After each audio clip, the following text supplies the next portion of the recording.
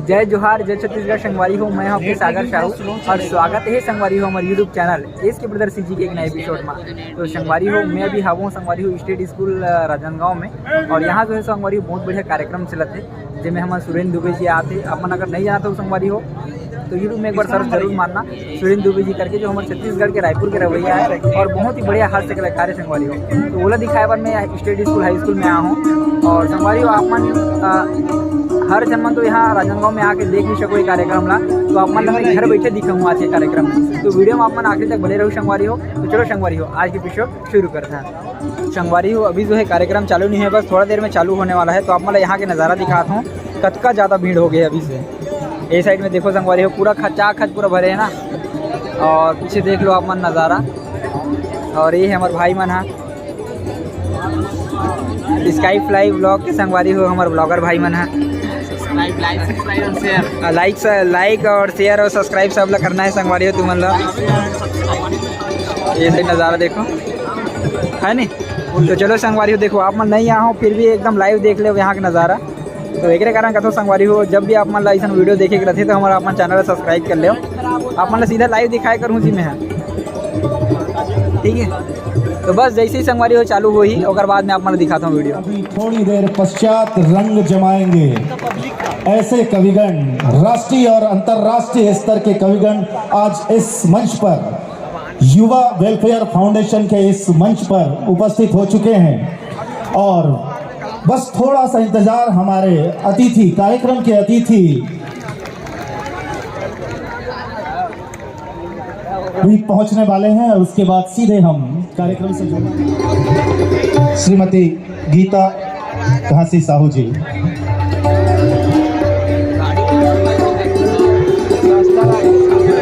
माननीय श्री दिनेश गांधी जी, आप सभी मेरा आग्रह, कृपया मंच पर स्थान ग्रहण करने का कष्ट करें। माननीय श्री दिनेश गांधी जी,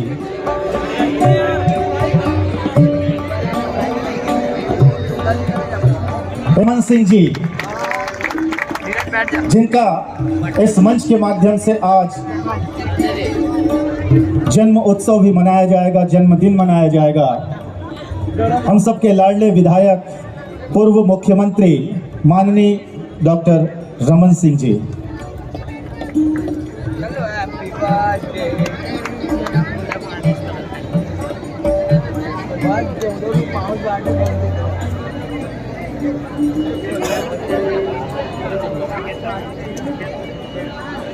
सुरेंद्र दुबे को बुलाया जाता है। ऐसे पद्मश्री डॉक्टर सुरेंद्र दुबे जी हमारे बीच, नई दिल्ली से पधारे शंभू शिखर जी, और हमारे बीच इस भारतवर्ष में नई उभरती कवित्री भुवन मोहनी जी इंदौर से हमारे बीच पधारी हैं। एक बार जोरदार तालियों से स्वागत। और दो कवि, एक कवि हमारे बीच उपस्थित हो रहे हैं, अमन अक्षर जी और शैलेश लोढ़ा जी भी रास्ते में है, 10 मिनट में वो यहाँ उपस्थित हो जाएंगे। एक बार लाइट चालू कर ले मोबाइल की सारे लोग। ये बात सभी से मेरा आग्रह, और मैं चाहूंगा कि मंच के माध्यम से भी हम दिखाएं कि कितना प्यार करते हैं संस्कारधानी के लोग डॉक्टर रमन सिंह जी से।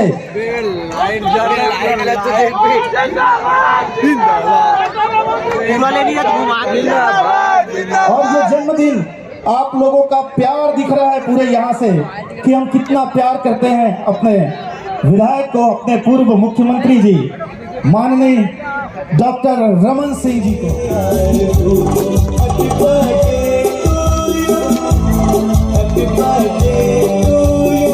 सांसद, केंद्रीय मंत्री, एक बार, दो बार, 3 बार मुख्यमंत्री बनाने का राजनांदगांव की जनता को मैं धन्यवाद देना चाहता हूँ। और इस पानी कीचड़ के बावजूद चलकर यहाँ तक आए हैं, और ये साहित्य की नगरी है। गजानन माधव मुक्ति बोध, पद्मलाल पुन्नालाल बख्शी, बलदेव प्रसाद मिश्रा जी की नगरी है। स्वतंत्रता संग्राम सेनानी ठाकुर प्यारेलाल की नगरी है। यहाँ इस मिट्टी ने न केवल साहित्य, कला, संस्कृति को रोपित किया है, आगे बढ़ाया है। राजनांदगांव की इस धरती पे मंद्रा जी का जन्म राजनांदगांव में हुआ। गोविंद राम निर्मलकर जी बैठक व्यवस्था में सहयोग करें। और अब अब कवि और कायनात के बीच जंग जारी होगी। अब कवि और कायनात के बीच जंग जारी होगी और कलम आज पूरी कायनात पर भारी होगी। इन लाइनों के साथ ये मंच में छोड़ता हूं, ये माइक्रोफोन छोड़ता हूं और मंच और माइक्रोफोन सौंपता हूं कविगणों को। हमारे बीच उपस्थित डॉक्टर सुरेंद्र दुबे जी को ये मंच। सुरेश जी भी आएंगे, आ ही चुके हैं, लेकिन आज डॉक्टर रमन सिंह जी के जन्मदिन पर आयोजित इस कवि सम्मेलन में हम दोनों हाथ उठाकर बोलेंगे, जन्मदिन मुबारक हो। जय जय श्री राम, जय जय श्री राम। जब तक राम है इस सृष्टि में तब तक रमन है। ये युवा वेलफेयर वाले मन, तू ही मन ज्यादा चलत फिरत हो, एक जगह बैठ जाओ। शुरू हो के संगवारी होगा। व्यवस्था ला बिगाड़े के काम यही मन करता। अब बैठ जाओ तुम, बिल्कुल सफेद पैजामा कुर्ता जीन्स वाले, गला में सब ताबीज लटकाए हो तुमन।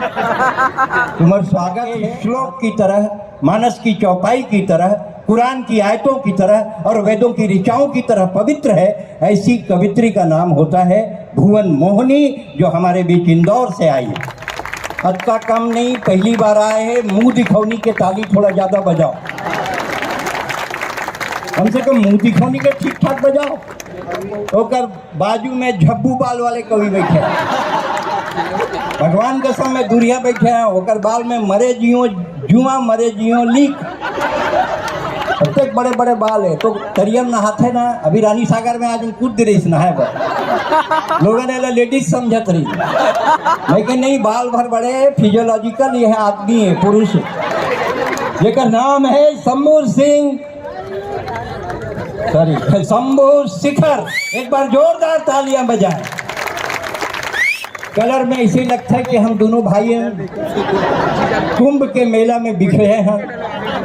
बहुत बढ़िया कवि। कल हर एक मन का गंगा जल के जैसा हो, अगर सत हो तो माता जानकी संबल के जैसा हो। हे पावन मंच मानस का, भुवन की प्रार्थना इतनी, मेरा हर शक्तिशाली ग्राम तुलसी दल के जैसा हो। मेरा हर, आपने आश्वस्त कर दिया कि आप वंदना में भी मेरा भरपूर साथ और सहयोग करेंगे।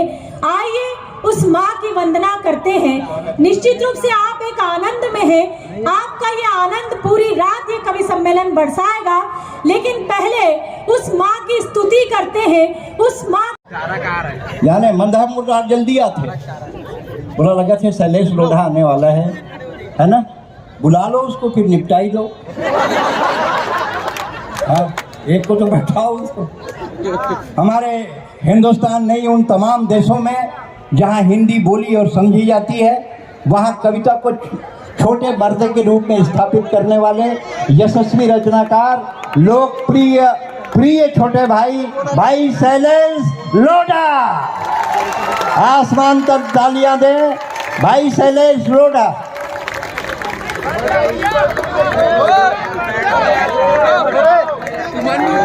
वाह वाह वाह वाह वाह। हाँ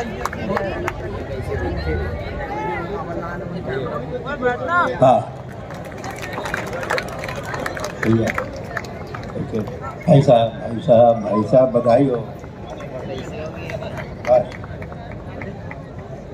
हाँ बधाई दे क्या, थोड़ा टाइम पास हो गया। ओ भाई,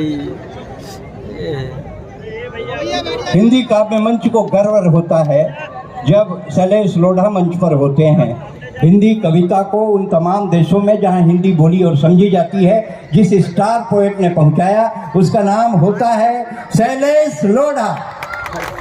एक बार जोरदार आसमान तक तालियां बजा के उनके आगमन की स्वीकृति का अनुमोदन करें। तो हमारा तो मामला अद्भुत है। मैं इलेक्ट्रॉनिक शॉप पे गया, मैंने पूछा ये टीवी कितने का दे रहे हो? बोला हम बिहारियों को टीवी नहीं देते। मैंने कहा तुझे कैसे पता लगा? बोले निकल यहां से।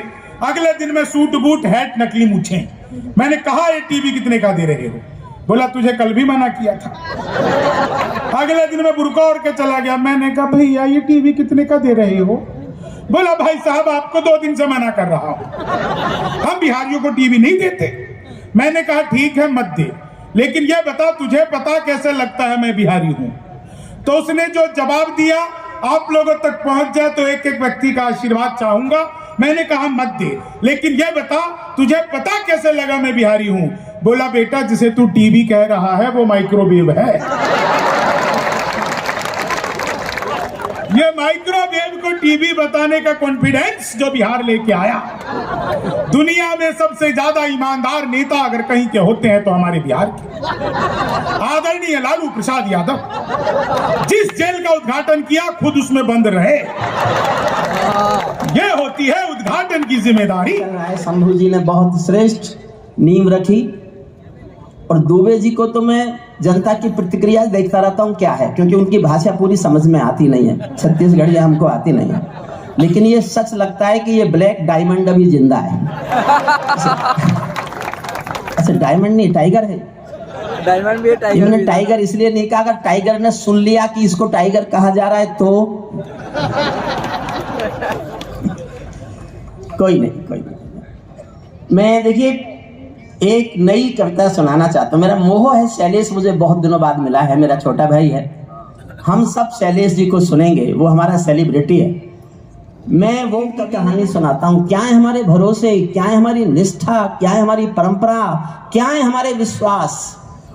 एक बाप बेटी जा रहे थे किसी रास्ते पर, उनको तेज बाढ़ का पानी मिला। दोनों डर गए, कैसे निकलेंगे, तेज बाढ़ का पानी बह रहा है। पिता ने हिम्मत करके कहा कि बेटी डरो मत, तुम मेरा हाथ पकड़ लो, हम पानी से बाहर निकलेंगे। बेटी ने कहा पापा मैं आपका हाथ नहीं पकड़ूंगी, आप मेरा हाथ पकड़ लो। पिता ने कहा क्या फर्क पड़ता है, तुमने मेरा हाथ पकड़ा या मैंने तुम्हारा हाथ पकड़ा, समझ जाओ पीछे तक जहां तक मेरी आवाज जा रही है तो ताली उठाना वरना चुप रहना। पिता ने कहा बेटी क्या फर्क पड़ता है, तुमने मेरा हाथ पकड़ा या मैंने तुम्हारा हाथ पकड़ा। बेटी ने कहा पापा बहुत फर्क पड़ता है, मैं किसी मजबूरी में अपने स्वार्थ में आपका हाथ छोड़ भी सकती हूं, लेकिन एक बाप अपनी बेटी का हाथ किसी हाल में कभी छोड़ नहीं सकता। सचमुच कोरोना काल खत्म होने के बाद कवि सम्मेलन तो बहुत किए, लेकिन आज पहली बार लग रहा है कि हिंदुस्तान ने कोरोना पर विजय प्राप्त कर लिया। इतना बड़ा जनसमूह, लेकिन हम सब जानते हैं कि रमन सिंह जी के प्रति आपका प्यार है, आपका लाड़ दुलार है। वो मुख्यमंत्री थे तब भी 15 साल जिस तरह से कवियों को सामने बैठकर प्यार से सुनते रहे, हम उनकी उस निष्ठा और समर्पण का सदैव ऋणी रहे। पुल बनवाना था पांडे साहब, आप तो संसद में बैठते हैं, पुल बनवाना था। अरे पुल बनवाना था, बोले टेंडर कॉल किया गया था, चाइनीज आया, बोले कितने लगेंगे, बोले 6 लाख। 6 लाख क्यों, बोले 3 लाख मेरी टेक्नोलॉजी के, 3 लाख लेबर के। एक अमेरिकन आया, कितने, बोले 12 लाख। 12 लाख क्यों, बोले टेक्नोलॉजी बेटर है मेरी, 6 लाख लेबर 6 लाख टेक्नोलॉजी, अपना भी गया है। बोले 26 लाख। बोले 26 क्यों, बोले 10 आपके।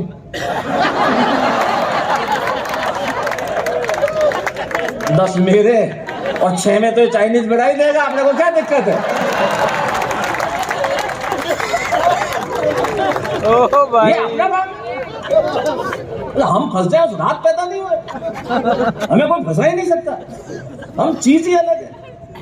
अमेरिका, अमेरिका काय का अमेरिका, मैं गया अमेरिका, वहां ट्यूब में जा रहा था, एक लड़की मेरे पास बैठी थी, उसका व्हाट इज योर नेम, मैंने कहा तू बता व्हाट इज योर नेम, बोले मून, मैंने कहा मैं नील आर्मस्ट्रॉन्ग।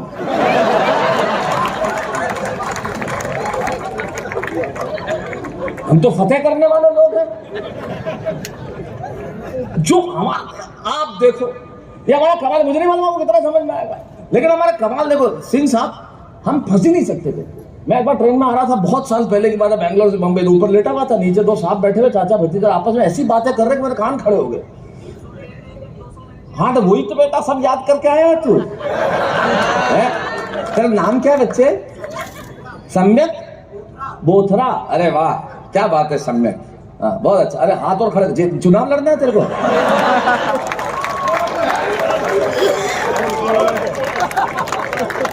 अच्छा मेरी बातें आपको धीरे धीरे समझ में आएगी। डायरेक्ट अपन बात कर ही नहीं सकते। डायरेक्ट किसी को गाली देना हमारा अपराध है ही, काम ही नहीं है, हमारी संस्कृति नहीं है। हम लोग उस संस्कृति के लोग हैं, किसी को जहर भी देना हो तो काय को जहर, जब गुड़ देकर मर रहा हो तो जहर देकर क्यों मारना, वैसे मार दो। हम लोग इतनी शक्कर खिला देंगे डायबिटीज से मर जाए आदमी, जहर देने की क्या जरूरत है। हमारे पास इलाज बहुत अलग है। जैसे आपके घर में बहुत बढ़िया इलाज आपको बताता हूँ, मेहमान आए तो कुर्सी और टेबल की दूरी थोड़ी सी ज्यादा कर दो, बिस्किट और नमकीन दोनों बचेंगे। पक्के मारवाड़ी ये हैं हम मारवाड़ी साहब। एक आदमी को आप मारवाड़ से बाहर निकाल सकते हो, आदमी के भीतर से मारवाड़ बाहर नहीं निकाल सकते साहब, जो हमारे भीतर है। और हैं हम तो सीना ठोक के कहते हैं।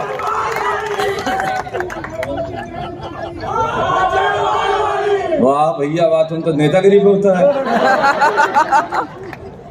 ये कमाल हो रहे हो तुम यार, शांति रखो ना यार, धंधा करो अपना। आज तो नेतागिरी क्यों करो, अपना पैसा कमाने का ध्यान रखो तुम।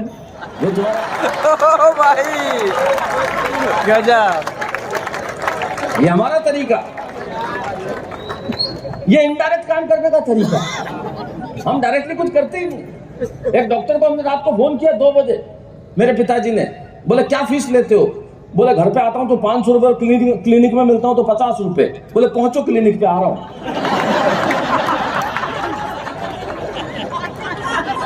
भाई हम बता रहे। अच्छा मेरे पिताजी गए डॉक्टर के पास एक बार रात को, डॉक्टर सुरेंद्र पे, डॉक्टर के घर गए, बोले डॉक्टर साहब घर पे कोई बीमार है, चलोगे? बोले चलूंगा। क्या फीस लोगे? बोले 600 रुपए। बोले चलो साहब। डॉक्टर ने गाड़ी निकाली, पिताजी बैठे, घर पे आए, डॉक्टर उतरा, मरीज कहाँ है? बोले कोई मरीज नहीं है, टैक्सी वाला 300 मांग रहा था। इस चक्कर में 3 लोग आ गए, 900 में बच गए 600। हो जाता है। जीवन के अंदर ये बचाने का तरीका आना चाहिए। और देखो आप मैं कितना समय भी बचाता हूं, मैं इतनी देर से खड़ा हूं, मैंने एक बार नहीं कहा कि ताली बजाओ। अच्छा मैं कभी कहूंगा भी नहीं, मैं जीवन में नहीं कहता, मैं बहुत ईमानदारी से कहना, हमारा काम कविता सुनाना, ये कोई ताली बजाने वाले।